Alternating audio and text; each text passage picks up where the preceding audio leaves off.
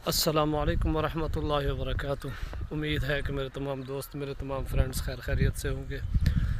जैसा कि आप जानते हैं कि मेरा नाम उबैदुर्रहमान है और मेरा यूट्यूब चैनल उबैदुर्रहमान अली के टीवी चैनल। तो जी, आज मैं मोटरसाइकिल नहीं था, पैदल जा रहा था जुम्मा पढ़ने, जुम्मा की नमाज़ के लिए घर से रवाना हो रहा था। मैंने कहा चलो मैं अपने व्यूवर्स को खेत भी दिखाता जाऊं। और ये देखें, इसको बोलते हैं हमारे यहाँ वाटर मैनर भी बोलते हैं मुख्तलिफ़ ज़ुबानों में। तो मैंने कहा चलो पैदल जाऊं, जुम्मा भी पढ़ के आ जाऊं और थोड़ी चलो सर्वे भी हो जाएगी।